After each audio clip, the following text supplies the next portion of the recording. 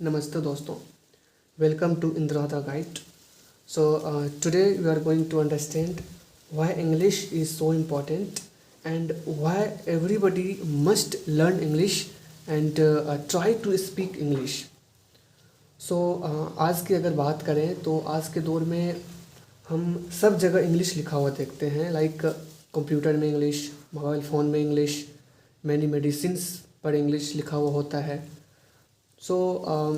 हर जगह इंग्लिश का इतना डिमांड को देखते हुए इंग्लिश को समझना और थोड़ी बहुत कोशिश करना कि बोले भी बहुत ही ज़रूरी है। इंग्लिश को समझे, बोले और पढ़ें भी। इसके लिए ज़रूरी है कि पहले इंग्लिश ग्रामर आनी चाहिए। इस चीज़ को देखते हुए मैं आज इंग्लिश ग्रामर शुरू करने जा रहा हूँ। शुरू से बात करूँगा, सारी चीज़ों के बारे में बात करूँगा। आप बने रहिए अंत तक और मैं शुरू करने जा रहा grammar. That is very first thing in order to understand and speak English. जिस प्रकार से स्विमिंग एक आर्ट है, ड्राइंग एक आर्ट है, सिंगिंग एक आर्ट है। In the same way English grammar और इंग्लिश बोलना, इंग्लिश सीखना, कोई भी भाषा को सीखना एक आर्ट है, कला है। In the same way English grammar is an art.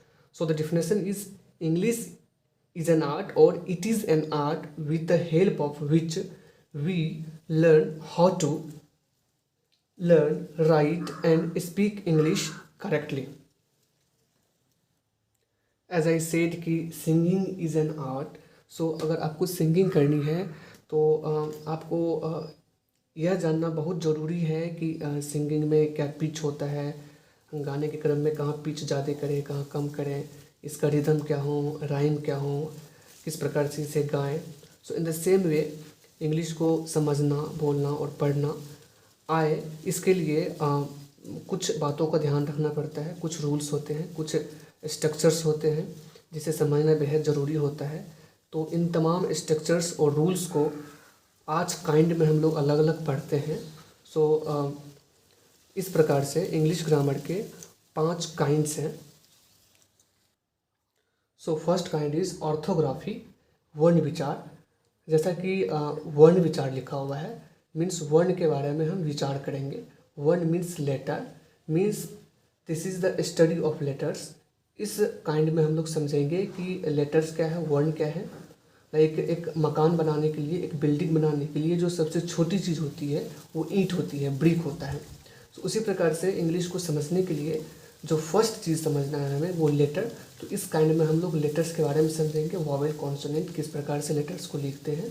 And the second is इटीमोलॉजी। एक बार हम वर्ड लेटर्स को समझ गए तो फिर लेटर्स को किस प्रकार से अरेंज करें, किस ऑर्डर में रखें कि वो एक शब्द बन पाए, तो उनके बारे में हम लोग सेकेंड काइंड में पढ़ेंगे। दैट इज़ इटीमोलॉजी, शब्द विचार। इसमें हम लोग शब्द यानी वर्ड के बारे में विचार करेंगे और फिर सारे ही वर्ड्स को एक सर्टेन और एक पर्टिकुलर ग्रुप में बांट दिया गया है on the basis of works they do in a particular sentence.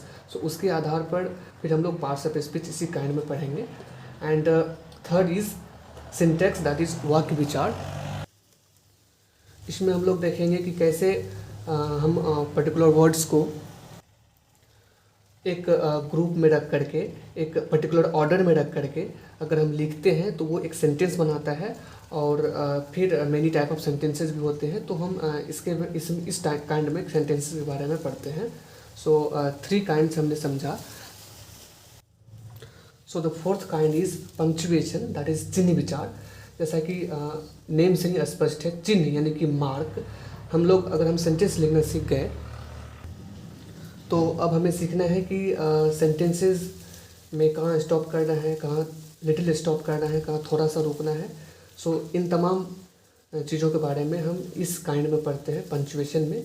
Like exclamation का, क्वेश्चन मार्क, इंट्रोगेशन का साइन, इन तमाम साइंस के बारे में, दैट इज़ मार्क्स के बारे में हम लोग इस काइंड में पढ़ेंगे। और लास्ट है, हम लेटर सीख गए, लेटर की मदद से वर्ड बनाना सीखे, वर्ड की मदद से सेंटेंस को बनाना सीखे, सेंटेंस बनाना सीख गए, उसके बाद उसको कैसे बोलना है, दैट इज़ वो सीखे। फिफ्थ काइंड आता है कि हम सेंटेंसेस को लिखें कैसे। This is the study of ways of writing.